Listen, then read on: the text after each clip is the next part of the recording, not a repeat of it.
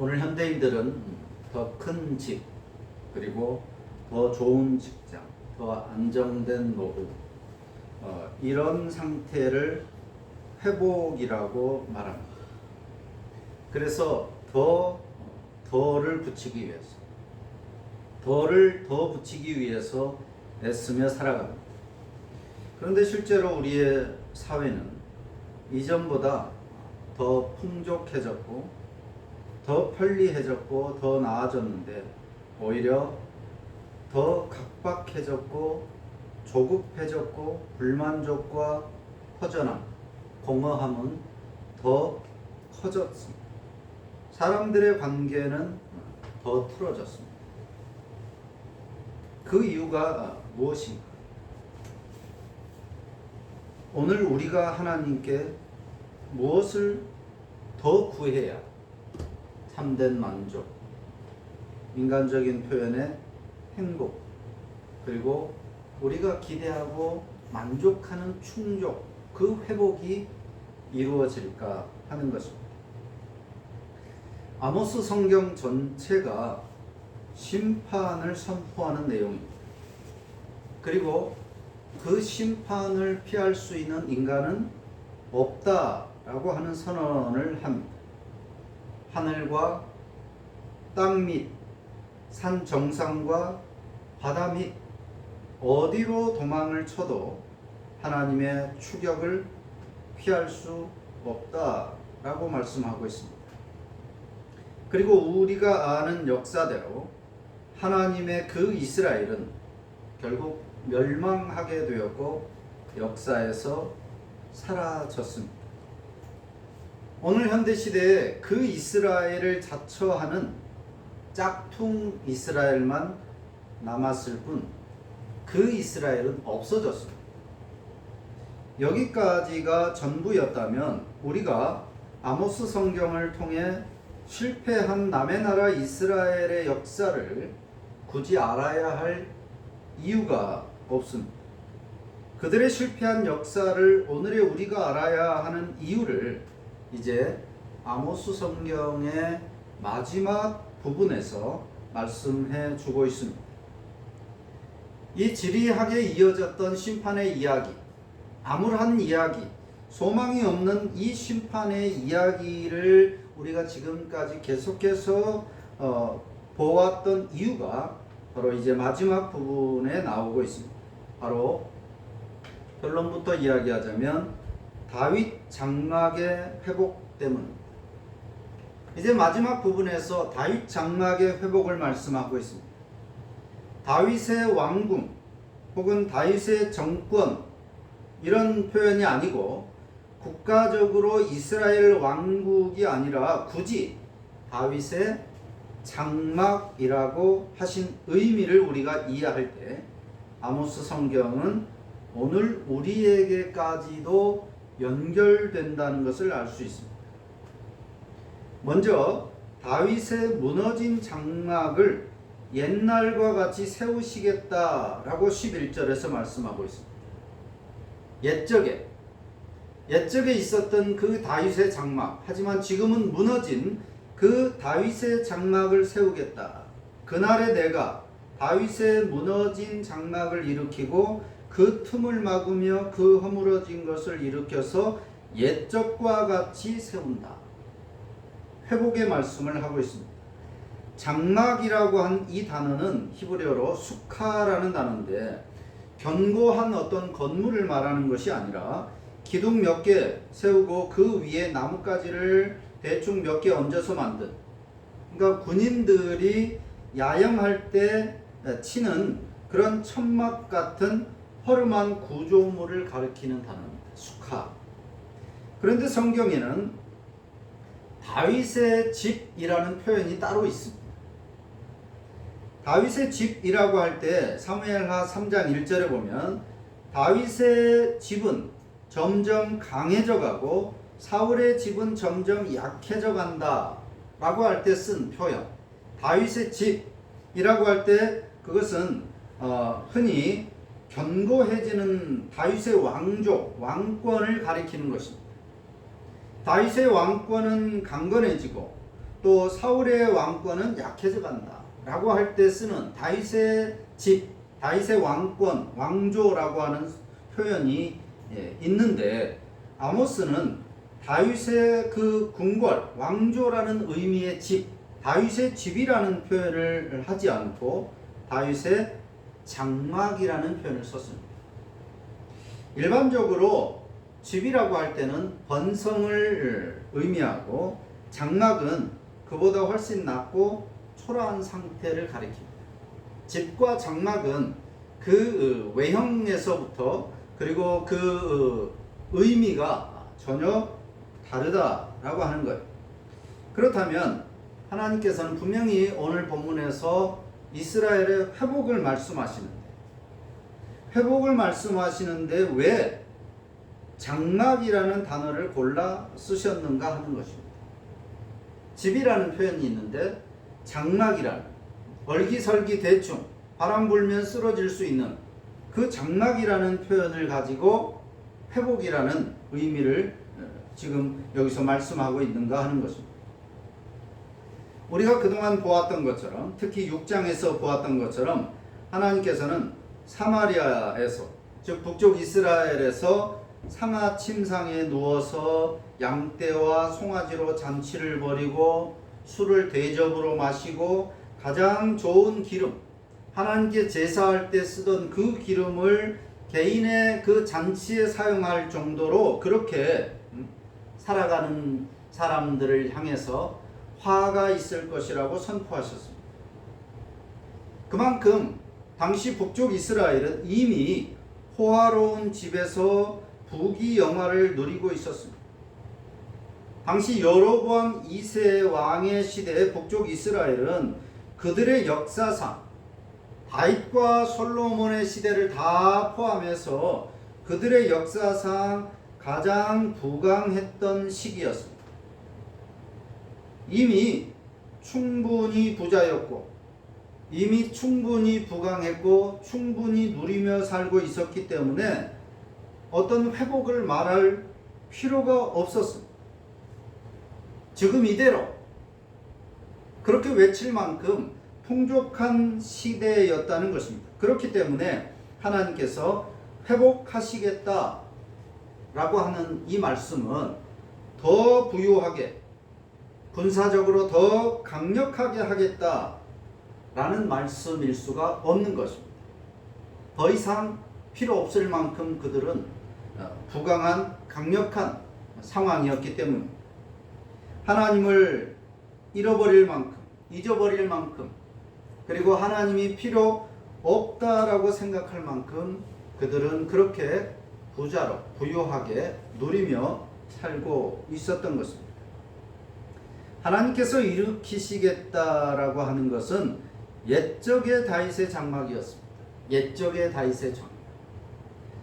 옛적의 다윗의 장막이라고 했던 그 시절은 다윗이 어떨 때는 사울 왕에게 쫓기고, 또 심지어는 자기 아들인 압살롬에게 죽을까봐 도망을 쳤고, 또는 그 외 주변의 수많은 적들에게 쫓겨다니면서 사막을 떠돌고, 그리고 동굴에서 살아야 했던 그런 시절을 말하는 것입니다.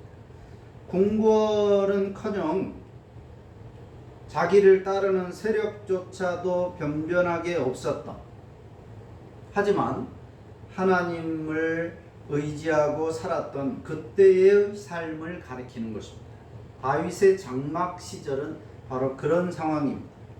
그 시절을 다윗은 시편에서 이렇게 고백했습니다. 여호와가 나의 목자시니 내게 부족함이 없으리로다. 내 잔이 차고 넘치나이다. 궁궐에 살았기 때문에, 그리고 수많은 백성들과 더불어서 좋은 음식을 먹고 마시는 삶이었기 때문에 내가 부족함이 없다, 잔이 차고 넘친다고 말한 것이 아니라, 쫓겨다니고 때로는 굶어야 하고 물 한 번 마실래도 생명의 위협을 느껴야 했던, 어떨 때는 미친 사람인 척 해야만 했던 그런 인간적으로 육신적으로는 치욕스럽고 힘들고 어려웠던, 그래서 하나님이 아니면 내가 살 수 없다라고 하나님을 그렇게 붙들었던 바로 그 시절, 그 시절을 다윗은 그렇게 노래한 것입니다. 아무것도 없지만 여호와로 인해서 나는 부족함을 느끼지 않는다. 잔이 차고 넘친다 라고 했던 바로 그 시절입니다. 광야에서 들판에서 동굴에서 아무것도 없지만 하나님 한 분만으로 충분했던 삶, 하나님께서 그리워하시고 다시 회복하시겠다라고 했던 바로 그 모습입니다. 화려한 집, 왕궁이 아니라 천막이나 심지어 풀떼기로 지은 초막도 감지덕지하면서 하나님을 의지하고 동행하던 그때의 삶을 다윗의 장막이라고 표현하는 것입니다.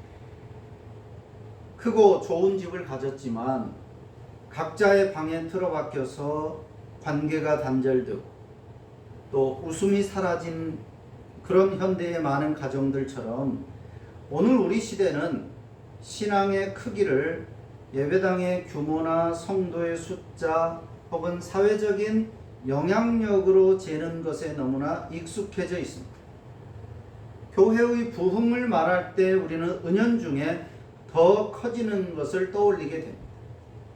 그러나 본문은 정반대의 그림을 보여주고 있는 겁니다. 하나님이 세우고자 하시는 공동체는 크기가 아니라 관계라고 하는 것입니다. 화려한 집이 아니라 작고 초라하지만 하나님과 더불어 살아가는 장막의 삶, 하나님과 더불어 살아가는, 어디에서 사느냐, 얼마나 가졌느냐, 얼마나 크냐, 얼마나 누리느냐가 아니라 하나님과 더불어 살아가는가, 그것이 바로 하나님께서 우리에게 보여주시고자 하는 참된 삶의 회복이다. 바로 이것이 오늘 이 시대 교회와도 연결되는 아모스 성경의 첫 번째 지점인 것입니다.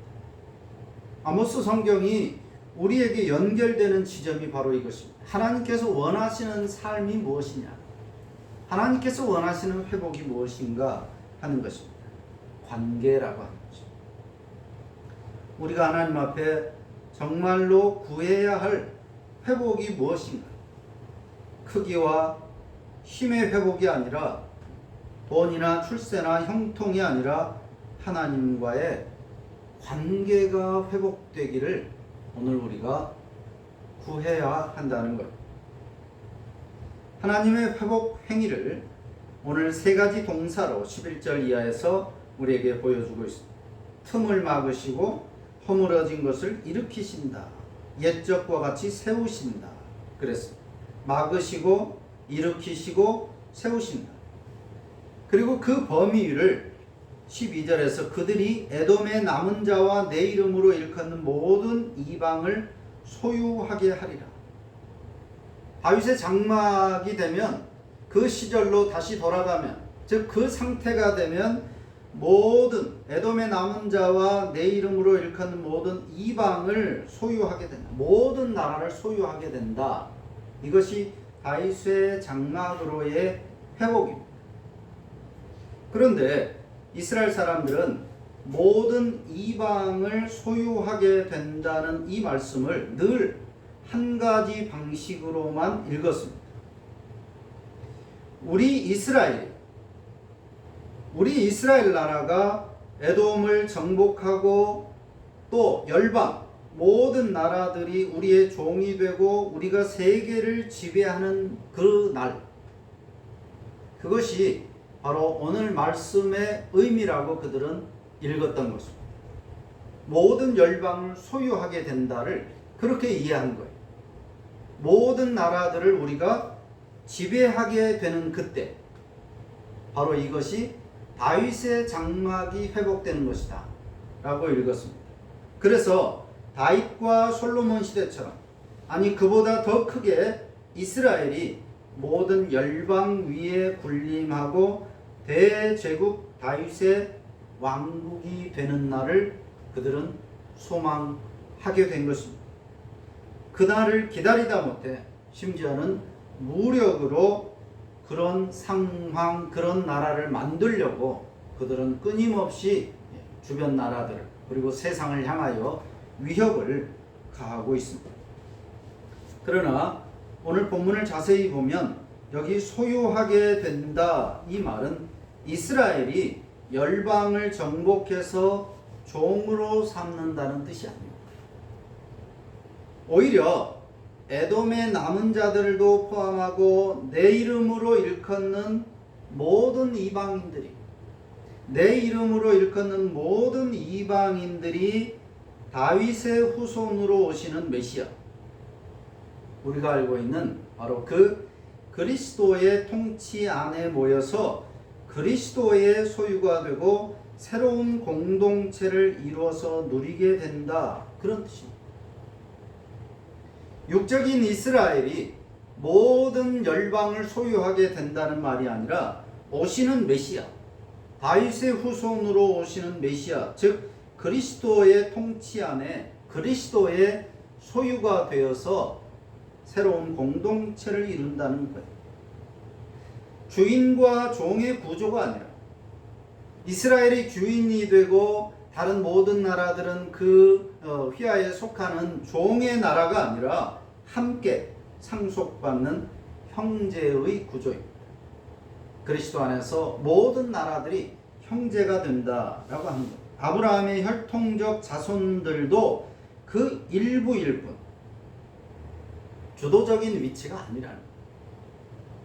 모든 나라가 통일되더라도 그리스도께서 오셔서 하나님의 나라가 된다 할지라도 그래도 우리 이스라엘 나라가 그동안의 역사가 있는데 제 1번의 맏아들이 될 것이다, 그런 의미조차도 아니라 모두가 그리스도 안에서 동일한 위치의 형제가 된다는 그런 의미가 바로 소유하게 된다 이 말씀입니다. 이스라엘 백성들이 이 말씀을 오해한 대가는 결코 작지 않았습니다. 훗날 다윗의 자손으로 진짜 메시아가 오셨을 때 그들은 이 예언이 성취되었다고 기뻐하지 않고 오히려 그분을 십자가에 못 박혀 죽도록 내주고 말았던 것입니다. 그들이 기다리는 것은 로마를 무너뜨리고 이스라엘을 세계 최강국으로 세우실 정복자였기 때문에 예수님은 거기에 턱없이 미치지 못했습니다.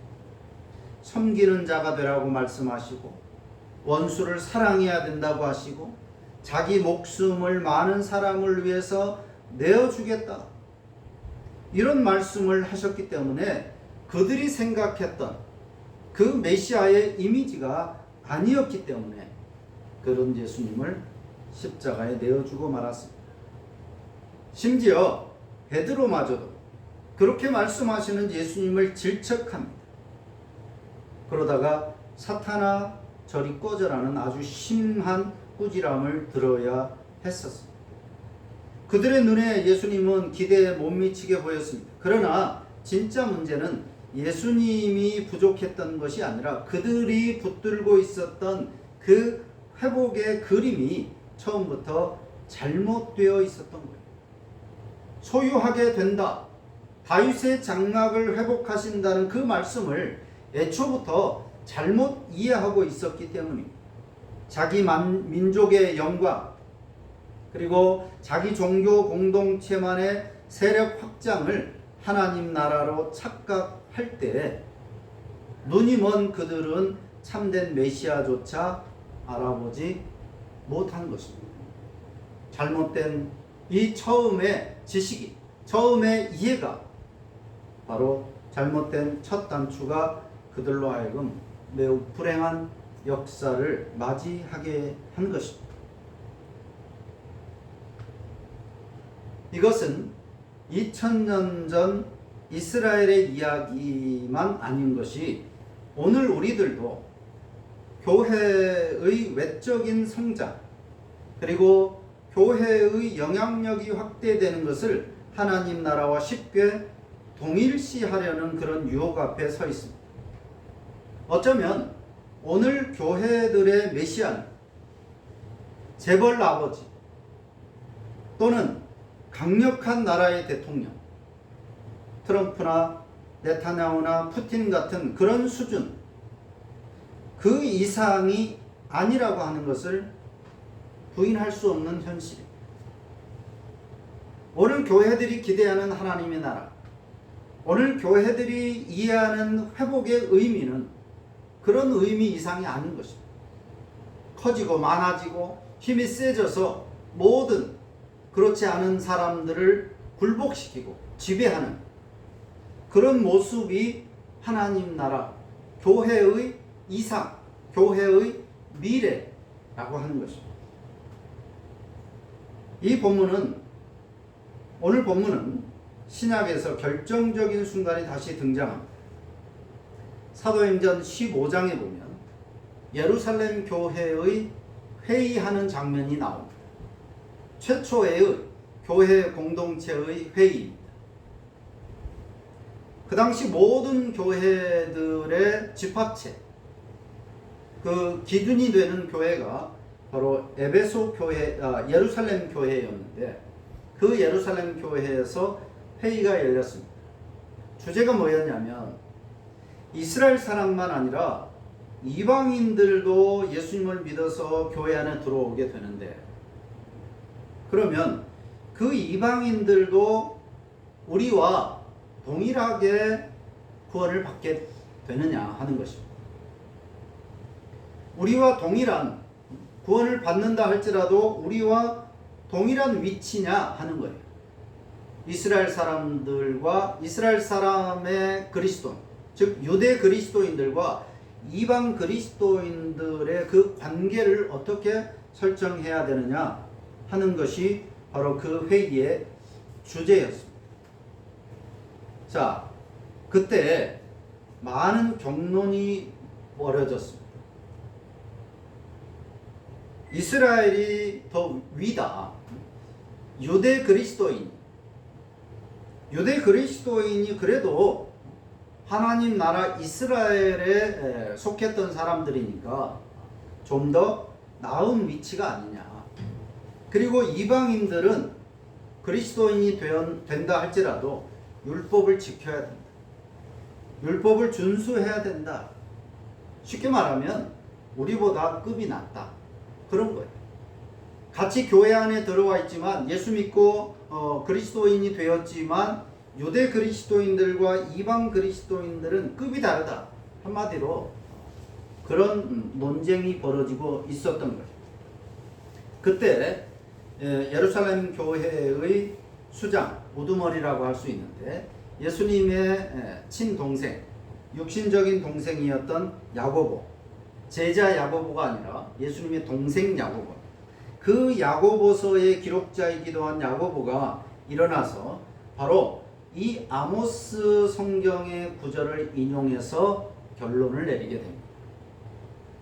내가 다윗의 무너진 장막을 다시 지으며 그 허물어진 것을 다시 지어 일으키리니 이는 그 남은 사람들과 내 이름으로 일컬음을 받는 모든 이방인들도 주를 찾게 하려 함이라. 이 말씀을 인용했는데 야고보는 이 말씀을 근거로 이렇게 결론을 내립니다. 이방인이 그리스도인이 되는 데 있어서, 교회에 들어오는 데 있어서 할례, 세례를 받는 거 말고 세례 외에도 유대인들이 난 지 8일 만에 남자들이 할례를 받는 것처럼 이방인들도 교회에 들어오려면 할례를 받아라. 세례 받는 거와 따로. 그리고 율법도 지켜야 한다. 그렇게 주장하는 사람들에 대해서 이방인들에게 할례와 율법의 멍에를 지우지 말아라. 그리고 우리도, 즉 유대의 그리스도인들, 우리도 그들과 똑같이 누구든지 오직 주 예수의 은혜로만 구원받는다. 이렇게 결론을 내립니다. 여기서 중요한 표현이 우리도 그들과 똑같이라는 겁니다. 즉 그들도 우리와 같이가 아니라, 그들도 우리와 같이 구원받는다가 아니라 우리도 그들과 똑같이 동일하게 구원받는다. 뭘로? 오직 주 예수의 은혜만, 차별이 없다는 거예요. 그들에게 율법을 지켜야 된다, 아니면 할례를 받아야 된다, 더 이상 예수 믿는 것 외에 교회의 회원이 되는 데 있어서 아무것도 필요 없다. 그들이나 우리나 동일하다라고 결론을 내리게 된 것입니다. 이것이 다윗의 장막이 회복되는 진짜 방식인 것입니다. 민족적인 혈통 혹은 율법의 행위, 세력의 크기가 아닙니다. 오직 믿음, 오직 은혜로, 오직 은혜로. 유대인도 이방인도 동일하게, 오직 유일하게 그리스도 안에서, 그리스도로만 하나님의 백성이 된다 라고 하는 것입니다. 이것이 첫 번째 교회 공동회의에서 내린 결론입니다. 그 결론에 있어서 아모스 성경 다윗 장막의 회복이 매우 중요한 역할을 하고 있는 거예요. 다윗 장막의 회복이 외형이 아니고 관계의 회복입니다. 다윗의 장막이 회복된다는 것은 다윗의 왕국이 회복된다, 다윗의 국가, 즉 이스라엘이 회복된다가 아니라 하나님과의 관계가 회복된다는 거예요. 그 회복이 어떤 모습으로 우리 삶에 나타나는가에 대해서 두 가지 그림으로 13절에서 말씀하고 있습니다. 보라, 날이 이를지라 파종하는 자가 곡식 추수하는 자의 뒤를 이으며 포도를 밟는 자가 씨 뿌리는 자의 뒤를 이으며 산들은 단 포도주를 흘리며 작은 산들은 녹는다. 무슨 말인가 하면 팔레스타인의 농사 주기를 우리가 알아야 되는데 굉장히 파격적인 설명입니다. 이스라엘의 추수는 크게 두 번을 하게 됩니다. 1차는 4월과 5월 그 즈음에 끝나게 됩니다. 그리고 그 뒤에 여러 달 동안 비가 오지 않고 아무것도 심을 수 없게 됩니다. 그래서 그 4월과 5월 즈음의 추수를 아모스 7장에서는 왕을 위한 추수라 그랬습니다. 그러니까 1년의 농사 중에 첫 번째 추수하는 것은 왕과 그 왕의 휘하에 있는 귀족들을 위해서 다 갖다 바치는 거예요. 그리고 한참의 시간이 지나서 10월과 11월이 되어서야 이른 비가 내리고 그때서야 또 다시 밭을 갈고 씨를 뿌리게 되는 거죠. 그리고 그것이 이제 소작농들을 위한 추수를 하는 것입니다. 이렇게 두 번의 추수를 하는 거예요. 그러니까 그 사이 4월과 5월 그리고 10월, 11월이니까 한 5개월 정도의 그 텀이 있어요. 그동안 백성들은 쫄쫄 굶고 있거나 아니면 애끼고 애꼈던 그 쉽게 말하면 보릿고개 같은 시기를 지나게 되는 거예요. 그 긴 시간들 동안. 포도 수확도 마찬가지입니다. 8월, 9월에 포도를 한번 따고 나면 몇 달을 기다렸다가 다시 수확할 수 있습니다. 그런데 오늘 본문에서 그 텀이 없어진다라고 하는 것입니다. 파종하는 자가 곡식 추수하는 자의 뒤를 이으며, 곡식을 추수하고 원래는 한 5개월 지나서 다시 파종을 하는데 오늘 성경은 보라, 그때는 파종하는 자가 곡식 추수하는 자의 뒤를 이으며, 추수를 하고 있는데 그 뒤 바로 이어서 씨를 뿌리고 있는 모습입니다. 땅이 비옥해진다는 것입니다. 포도도 마찬가지예요. 포도즙을 짜고 있는 그 곁으로 씨 뿌리는 자가 지나간다. 포도즙을 한번 생산하면 5개월 몇 달을 지나야 되는데 곧바로 한번 추수를 하면 5개월을 지나야 되는데 곧바로 그만큼 풍족한 시기가 된다라고 하는 것입니다. 그날에 회복되는 그때. 이것은 단순히 농사가 잘 된다는 말이 아니라 메말랐던 땅이 쉼없이 생명을 내는 땅으로 바뀐다는 종말로적인 그림입니다. 더 이상 배고픔이나 또 차별이나 그런 시간이 있을 수 없다는 거예요. 모두가 항상 풍족하게 살게 된다. 그런 말입니다. 차별 없이 누구나. 신명기 28장이 경고했던 그 저주, 씨를 뿌려도 거두지 못하고 땅이 소산을 내지 않는 그 저주가 이제 뒤집힌 모습을 보여주고 있습니다. 그런데 여기서 우리가 한 번 더 살펴봐야 할 순서는 이 풍성함은 저절로 온 것이 아니다 라고 합니다. 11절과 12절 곧 하나님과의 관계가 회복된 다음에 이 13절의 풍성함이 뒤따른다 라고 하는 것입니다. 다윗의 장막이 회복되고 즉 하나님과의 관계가 회복되면 이런 물질적인 육체적인 회복은 그 열매로 따라온다 라고 하는 것입니다. 이 순서가 뒤바뀌게 될 때 다시 아모스가 책망했던 그 자리로 돌아가 버리고 마는 것입니다. 물질이 많아지면 소원하는 일이 형통하게 잘 풀리고 나면 그때서야 내가 하나님을 위해서 이렇게도 저렇게도 하겠습니다. 이것이 보통 사람의 모습이고 이스라엘의 모습이었고 오늘 교회들의 모습인데 그렇지 않다는 것입니다. 순서가 뒤바뀌었다는 것. 관계의 회복이 먼저라고 하는 것입니다. 하나님을 소원 성취의 수단이나 물질을 얻기 위한 도구로 취급할 때 아모스가 선포했던 그 멸망의 자리로 돌아가고 마는 것입니다. 아모스가 고발했던 이스라엘 사람들도 여호와의 이름을 부르며 종교생활에 열심이었습니다. 다만 그들 신앙의 목적은 여호와 자체가 아니라 자신을 위함이었습니다. 하나님께서는 그런 자들을 향해서 내가 너희 절기들을 미워하고 멸시한다라고 말씀을 하신 것입니다.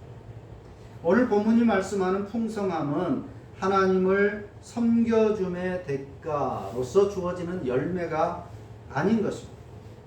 하나님과 동행함이 목적인 삶에서 자연스럽게 흘러나오는 복이었던 것입니다. 목적과 열매의 순서가 뒤바뀔 때 추구하는 그 복은 다시 우상이 되고 마는 것입니다. 이스라엘의 신앙이 우상숭배, 그 우상숭배가 되고 말았던 것입니다.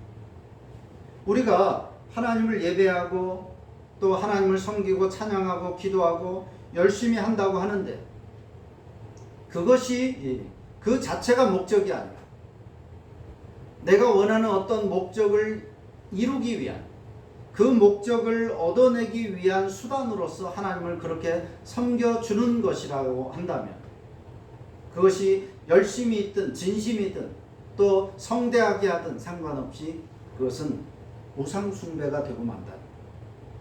순서가 뒤바뀔 때 하나님을 목적이 아니라 수단으로 생각할 때 신앙을 목적이 아니라 수단으로 생각할 때 의도치 않게 우상숭배가 된다는 것을 오늘 아모스 성경은 우리에게 보여주고 있는 것입니다. 14절과 15절은 이 회복의 결정판입니다. 내가 내 백성 이스라엘이 사로잡힌 것을 돌이키리니 그들이 황폐한 성읍을 건축하며 또 거주하고 포도원을 가꾸고 그 포도주를 마시며 과원을 만들고 그 열매를 먹으리라. 내가 그들의 땅에 심으리니 그들이 내가 준 땅에서 다시 뽑히지 아니하리라. 특별히 마지막 절 동사인 심는다 이 말씀에 주목해야 합니다. 지금까지 이스라엘 백성들은 늘 뽑히는 역사를 살아왔습니다. 애굽에서 뽑혀져 나왔고 또 광야에서 가나안 땅에 들어가서도 역시 늘 주변의 나라들에 쫓기고 뽑히고 흩어지고 이스라엘 왕국을 세웠지만 오래되지 않아서 역시 마찬가지였습니다. 결국에 마지막에 아수르와 바벨론의 포로가 되고 말고 이스라엘이 나라적으로는 역사상에서 소멸되고 말았습니다. 뿌리를 내릴만 하면 뽑히고 정착할 만하면 다시 흩어졌던 것이 이스라엘의 역사였습니다. 마치 살짝 땅에 박힌 것처럼 조금만 바람이 불어도 뽑히고 말 그런 모습이 이스라엘의 역사였습니다. 그런데 하나님이 말씀하십니다. 내가 그들을 심으리. 내가 심으리. 사람의 노력이나 결단이 아니라 하나님의 손이 그들을 심으시는 것이기 때문에 그 결과 다시는 뽑히지 아니하리라. 내가 심기 때문에 다시는 뽑히지 아니하리라 하는 확언입니다. 앞에서 7장 8절이나 8장 2절에 보면 하나님께서 내가 다시는 그들을 용서하지 아니하리라. 다시는 이라는 표현을 그들을 심판하시겠다고 썼습니다. 다시는 내가 너희들을 용서하지 않을 것이다. 즉 너희들의 심판은 기정사실이다. 그럴 때 다시는 이라고 했습니다. 심판의 의미의 다시, 취소되지 않는 형벌을 뜻하는 무서운 단어였는데 오늘 본문에서는 다시가 정반대의 뜻으로 쓰였습니다. 심판의 다시가 아니라 구원의 다시로 바뀐 것입니다. 뽑지 않겠다는 다시, 버리지 않겠다는 다시. 그날에는 즉 다윗의 장막이 회복된 그 날에는 너희들은 이제 다시는 무너질, 흩어질, 뽑힐 걱정하지 않아도 된다라고 하는 것입니다. 이것이 개혁주의 신앙이 고백하는 성도의 견인, 교리, 진리와 정확하게 연결되는 것입니다. 한번 하나님께서 심으신 자는, 구원하신 자는 사람의 죄나 혹은 연약함으로 인해서 다시는 뽑히지 않는다는 것입니다. 이것은 우리가 붙드는 힘 때문이 아닙니다. 우리가 하나님을 열렬하게 열심으로 온 힘을 다해서 붙들고 내 신앙이 좋아서 믿음이 좋아서가 아니라 하나님이 붙드시는 힘이기 때문입니다. 성도의 견인은 바로 그런 의미입니다. 성도가, 신자가 하나님을 배신하지 않고 열심히 진심으로 최선을 다해서 항상 하나님을 의지하기 때문에 그 신앙 때문에 하나님이 끝까지 인도한다는 말이 아니라 하나님께서 붙드시기 때문이다 라고 하는 의미로서의 성도의 견인. 본문 마지막 문장이 내 하나님 여호와의 말씀이니라 이렇게 끝나는 것이 바로 그 이유입니다. 내 하나님 여호와의 말씀. 이 약속의 확실성은 사람의 신실함, 사람의 믿음, 신앙에 있지 않고 오직 말씀하신 하나님의 신실하심. 하나님이 말씀하셨기 때문에 반드시 이루어진다라고 하는 의미입니다. 그래서 다시 뽑히지 않는다는 것. 이 모든 약속은 결국 한 분 안에서 성취가 됩니다. 다윗의 자손으로 오신 예수 그리스도입니다. 그분은 낮아지고 낮아져서 빌립보서의 말씀대로 자기를 비워 종의 형체를 취하시고 사람과 같이 되셨습니다. 심지어 십자가 위에서 완전히 무너지셨습니다. 다윗의 궁궐, 다윗의 왕국이 허물어지는 것처럼 그분의 몸이 찢기고 무너졌습니다. 누가 봐도 예수님의 삶, 십자가는 궁궐은커녕 집도 아닌 풀떼기로 얼기설기 지은 초막보다 못한 실패자의 모습, 그런 집이었습니다. 유대인들은 그렇게 보았습니다. 예수님이라고 하는 집은 초막보다 못한 집이다. 그렇게 생각했습니다. 그들이 생각한 것처럼 십자가에서 비참하게 죽으심으로써 그들이 우리 생각이 옳았다. 저분은 메시아가 아니다. 다윗의 장막을 세울 뿐이 아니다. 그렇게 생각했을 것입니다. 그런데 사흘 만에 다시 예수님은 세워지셨습니다.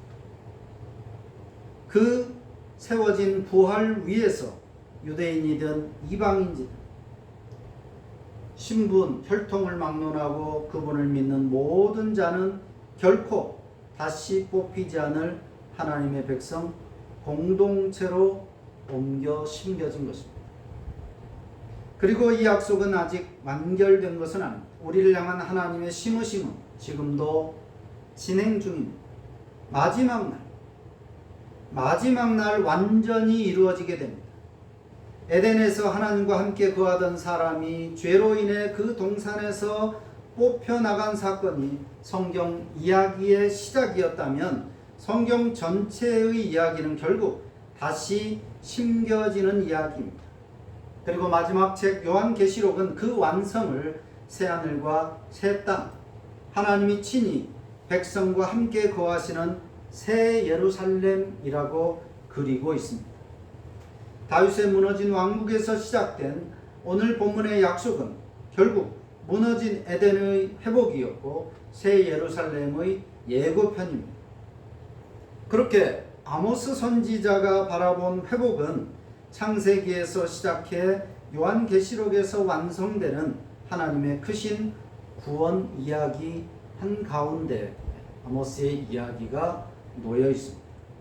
그래서 수천 년 지난 오늘 우리에게도 이 아모스의 이야기, 특히 다윗 장막의 회복 이야기가 연결된다고 하는 것입니다. 오늘 그 회복의 과정에 위치하고 있는 교회 공동체와 신자들이 기대하는 회복이 무엇인가?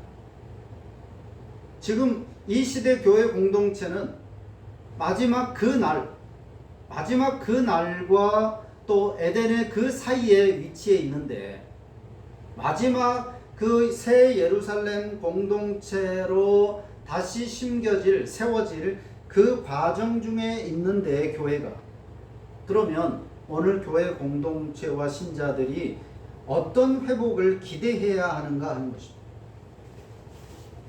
더 큰 예배당인가? 더 많은 신자의 무리인가? 세상에서 더 큰 목소리를 낼 수 있는 권력이고 돈인가? 그런 것들이 신앙의 목적이 되는 순간 우리는 다시금 멸망했던 이스라엘이 걸어간 그 길, 하나님을 잃어버린 채 화려함만 붙드는 멸망의 길을 걷게 되는 것입니다. 이 땅의 교회 공동체가 무너진 장막처럼 느껴지는 오늘 이 시대입니다. 그 어느 때보다도 화려한 교회고 또 세상 우리 사회를 좌지우지할 만큼 정권을 흔들 수도 있을 만큼의 세력을 가진 그런 교회가 되었지만 그럼에도 불구하고 오늘 교회 공동체는 무너졌다, 망해가고 있다라고 많은 의식 있는 신자들과 심지어 불신자들도 그렇게 교회를 판단하고 있습니다. 무너진 장막처럼 교회를 보고 있습니다. 때때로 우리 개인의 삶도 무너진 장막처럼 느껴질 때도 있을 수 있습니다. 하나님이 나를 외면하시는가 보다. 모든 행운 다 나를 비껴가는 것 같은 그런 암울한 상황을 우리가 처할 때도 있습니다. 희망을 가질 수 없는 것처럼 공허하고 황폐한 상황에 처할 때가 우리의 삶에서 종종 있을 수 있습니다. 그럼에도 불구하고 신앙의 삶, 하나님을 향한 기대를 접지 말아야 할 이유를 오늘 성경은 우리에게 말씀하고 있는 것입니다. 하나님께서 그 무너진 것 같은 자리를 또 무너진 삶을 외면하지 않으신다고 하는 것입니다. 때가 되면 틈을 막으시고 허물어진 것을 세우시고 일으키시고 다시 세우시기 때문입니다. 그리고 그렇게 한번 심으신 백성은 결코 뽑아내지 않으신다는 것입니다. 그것을 위해서 예수께서 모든 형벌을 담당하셨기 때문입니다. 아모스가 마지막으로 전한 말씀은 심판으로 끝나지 않고 은혜로 이어졌습니다. 내내 9장 초반까지도 마지막 장인 9장 초반까지도 확고한 확정된 심판을 이야기하다가 그렇게 끝나버리지 않고 마지막에 회복으로 연결되고 있습니다. 오늘 우리 각자의 삶과 교회 공동체에 주신 하나님의 마지막 말씀이 심판이 아니라 회복의 말씀입니다. 왜냐하면 아직은 그 날이 이르지 않았기 때문에. 북쪽 이스라엘은 그 날이 이르고 말았습니다. 그 날이 이를 때까지 그들은 깨닫지 못했습니다. 멸망을 당하면서도 그들은 돌이키지 못했습니다. 역사선상에서 영원히 뽑혀진 바로 그 이유입니다. 하지만 아직 우리들은 그날이 이르지 않았습니다.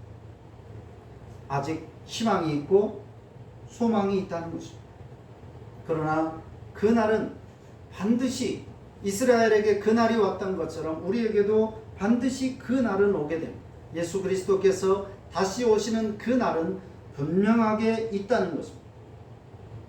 그렇기 때문에 우리들은 그날이 언제인지 모르기 때문에 속히 내일일 수 있고 모레일 수 있기 때문에 속히 그 회복의 약속을 붙들고 하나님만 의지하는 그 관계의 삶으로 옛적의 믿음, 옛적의 그 신앙으로 돌이키는 우리 모두가 되어야 한다는 것입니다. 그 날이 이르기 전에 아직은 은혜의 때일 때, 아직은 기회가 주어지고 있는, 아직은 은혜의 말씀이 선포되고 있는 지금 이때 무너진 것 같이 보이기는 하지만 희망이 없는 것처럼 보여지는 오늘 교회의 현실이기는 하지만 그럼에도 아직 그 날이 아니기 때문에 개인으로 그리고 할 수 있다면 우리 교회들과 이 땅의 교회들 모두가 속히 회복하고 돌이키고 하나님과의 관계를 다시금 재설정하는 그런 우리의 은혜의 삶이 있기를 주님의 이름으로 축원합니다. 기도합니다.